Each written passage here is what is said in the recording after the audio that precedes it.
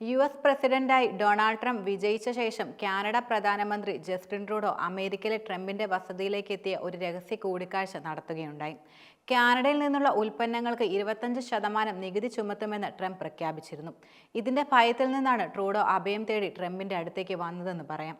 പക്ഷേ ട്രംപ് യഥാർത്ഥത്തിൽ ട്രൂഡോയെ പരിഹസിക്കുകയായിരുന്നു ചെയ്തത്. യു.എസിന്റെ 51ാം പ്രവേശിയാക്കാമെന്നും അതിന്റെ ഗവർണറായി ജസ്റ്റിൻ ട്രൂഡോയെ നിയമിക്കാമെന്നുമുള്ള ട്രംപിന്റെ പ്രഖ്യാപനം മുഴുവൻ കാനഡക്കാരെ അപമാനിക്കുന്ന തരത്തിലായിരുന്നു. ട്രൂഡോയുടെ നയങ്ങളിൽ വലഞ്ഞിരുന്ന കാനഡക്കാരുടെ രോഷം ആളിക്കത്തിയതിനെ തുടർന്ന് മറ്റൊരു വഴിയുമില്ലാതെ രാജിവെക്കുകയായിരുന്നു ട്രൂഡോ.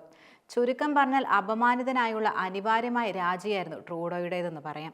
കഴിഞ്ഞ മാസം ഉപപ്രധാനമന്ത്രിയും ധനമന്ത്രിയുമായ ക്രിസ്റ്റ്യ ഫ്രീലാൻഡ് രാജിവെച്ചതിനെ തുടർന്ന് ട്രൂഡോയ്ക്കെതിരെ വൻ ജനരോഷമായിരുന്നു ഉയർന്നു വന്നത്. ആഗോളതലത്തിൽ പ്രതിച്ഛായ തകരുകയും ചെയ്യുകയുണ്ടായി. ട്രൂഡോയുടെ രാജി ഏത് നിമിഷം ഉണ്ടാകുമെന്ന പ്രതീതിയും നിലനിന്നിരുന്നു.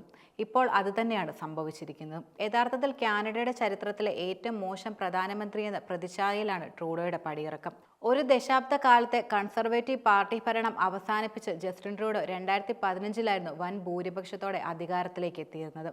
കാനഡയെ അതിന്റെ ലിബറൽ വേരുകളിലേക്ക് തിരികെ നയിച്ചത് ശരിക്കും തുടക്കത്തിൽ ആഘോഷമായി മാറിയിരുന്നു. പക്ഷേ മൂന്നാം വട്ടം അധികാരത്തിലേക്ക് വന്നത് ഭൂരിപക്ഷമില്ലാതെയാണ്. ഭീകര സംഘടനയുടെ പിന്തുണയോടെയായിരുന്നു പിന്നീട് ഭരണം നയിച്ചിരുന്നത്. ഭീകരരുടെ കയ്യിലെ കളിപ്പാട്ടമായി യഥാർത്ഥത്തിൽ ട്രൂഡോ മാറിയെന്നും പറയാം. അധികാരം നിലനിർത്തുന്നതിനായി ഖലിസ്ഥാൻ ഭീകരരെ പ്രീണിപ്പിക്കുകയും അവർക്ക് വേണ്ട എല്ലാ കാര്യങ്ങളും ചെയ്തു കൊടുക്കുകയും അതുപോലെ ഇന്ത്യയുമായി പതിറ്റാണ്ടുകളായി നിലനിന്ന് പോന്നിരുന്ന ദൃഢമായ ബന്ധം തകർക്കുകയുമാണ് ട്രൂഡോ യഥാർത്ഥത്തിൽ ചെയ്തത്. ഖലിസ്ഥാൻ ഭീകരനായ ഹർദീപ് സിംഗ് നിജർ 2023 ജൂണിൽ ഒരു ഗുരുദ്വാരയ്ക്ക് പുറത്തുവെച്ച് കൊല്ലപ്പെട്ടിരുന്നു. ഇതിന് പിന്നിൽ ഇന്ത്യയാണെന്ന ആരോപണമാണ് ജസ്റ്റിൻ ട്രൂഡോ ഉയർത്തിയത്. കാനഡ പാർലമെന്റിൽ യാതൊരുവിധ തെളിവുമില്ലാതെ മുഴുവൻ നയതന്ത്ര മര്യാദകളും മറന്നായിരുന്നു ട്രൂഡോ ഇന്ത്യക്കെതിരെ ഇത്തരത്തിലുള്ള ആരോപണം ഉന്നയിച്ചതും. കനേഡിയൻ പ്രതിപക്ഷം ഇതിനെതിരെ രംഗത്ത് വരികയും ചെയ്തു. എന്നാൽ ഖലിസ്ഥാൻ ഭീകരരെ പ്രീണിപ്പിക്കുന്നതിനായി നിലപാട് തുടരുകയായിരുന്നു ചെയ്തത്. ഒരു ഘട്ടത്തിൽ ഇന്ത്യയുടെ നയതന്ത്ര കാര്യാലയത്തിനും നയതന്ത്ര പ്രതിനിധികൾക്കും നേരെ ഖലിസ്ഥാൻ ഭീകരർ ആക്രമണം നടത്തിയിരുന്നു.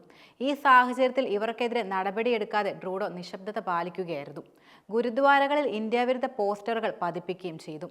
എല്ലാ അർത്ഥത്തിലും ഖലിസ്ഥാൻകാരനെ പോലെയായിരുന്നു ജസ്റ്റിൻ ട്രൂഡോ എടുത്ത നിലപാടുകൾ. നിജറിന്റെ കൊലയ്ക്ക് പിന്നിൽ ഇന്ത്യയുടെ ആഭ്യന്തരമന്ത്രി അമിത് ഷാ ഉൾപ്പെടെയുള്ള രാഷ്ട്രീയ നേതൃത്വമാണെന്ന് ചില പത്രങ്ങളിൽ വാർത്ത വരുത്താൻ പോലും ട്രൂഡോ ശ്രമിച്ചിരുന്നു. ഇന്ത്യയുടെ കാർഷിക ഭേദഗതി ബില്ലിനെതിരെ കർഷക സംഘടനകളുടെ മറവിൽ ഖലിസ്ഥാൻ പിന്തുണയോടെ സമരം നടത്തിയതിനെ അനുകൂലിക്കുകയും എല്ലാ സഹായങ്ങളും ചെയ്തു കൊടുക്കുകയുമായിരുന്നു ട്രൂഡോ യഥാർത്ഥത്തിൽ ചെയ്തത്.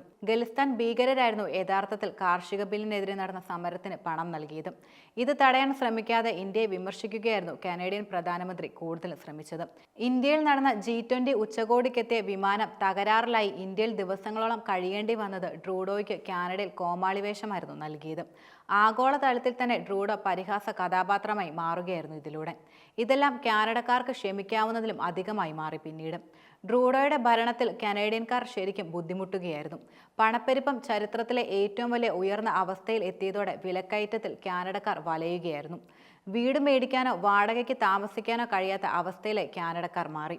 തൊഴിലില്ലായ്മ വളരെയധികം രൂക്ഷമായി. അമേരിക്ക ഉൾപ്പെടെയുള്ള രാജ്യങ്ങളിലേക്ക് തൊഴിൽ അന്വേഷിച്ച് പോകേണ്ട ഗതികേടിലായി പിന്നീട് ഇവർ മാറുകയായിരുന്നു. ഇസ്ലാമിക രാജ്യങ്ങളിൽ നിന്നുള്ള വൻതോതിലുള്ള അഭയാർത്ഥികളെ കാനഡയിൽ അധിവസിപ്പിച്ച ട്രൂഡോയുടെ നയം പരാജയപ്പെടുകയാണ്. ഇവരുടെ ഭീഷണി ജനങ്ങളെ വലിയ ആശങ്കയിലാക്കി മാറ്റി. 80% കാനഡക്കാർക്ക് തൊഴിൽ നേടി അലയേണ്ട അവസ്ഥ വന്നു. ഖലിസ്ഥാൻ ഭീകരരുടെ പാർട്ടിയുടെ പിന്തുണയോടെയായിരുന്നു ഭരണം പ്രധാനമായും നിലനിർത്തിയിരുന്നത്. അവസാനം അവരും പിന്തുണ പിൻവലിച്ചു. ട്രൂഡോയുടെ പതനം മുൻകൂട്ടി കണ്ടാണ് ഉപപ്രധാനമന്ത്രി ക്രിസ്റ്റ്യ ഫ്രീലാൻഡ് രാജിയെന്ന നീക്കത്തിലേക്ക് പോയത്. മാത്രമല്ല അടുത്തിടെ നടന്ന 2 ഉപതെരഞ്ഞെടുപ്പുകളും ലിബറൽ പാർട്ടി പരാജയപ്പെട്ടതോടെ ട്രൂഡോയുടെ രാഷ്ട്രീയ ഭാവി അവസാനിക്കാൻ ഒരുങ്ങുകയായിരുന്നു. മാത്രമല്ല പഴയ വിശ്വസ്തരും സഖ്യകക്ഷിയുമായിരുന്ന ന്യൂ ഡെമോക്രാറ്റിക് പാർട്ടിയും ട്രൂഡോയ്ക്കെതിരെ അവിശ്വാസ പ്രമേയം കൊണ്ടുവരികയുണ്ടായി. ലിബറൽ പാർട്ടിയുടെ കോക്കസ് യോഗത്തിൽ പുറത്താക്കാനുള്ള നീക്കമുണ്ടാകുമെന്ന് ഏകദേശം ഉറപ്പായതോടെ അതിനു മുൻപ് തന്നെ ട്രൂഡോയുടെ രാജിപ്രഖ്യാപനം നടത്തി കാവൽ പ്രധാനമന്ത്രിയായി മാറുമെന്ന തന്ത്രമാണ് ട്രൂഡോ കൈക്കൊണ്ടതെന്നാണ് വിലയിരുത്തൽ.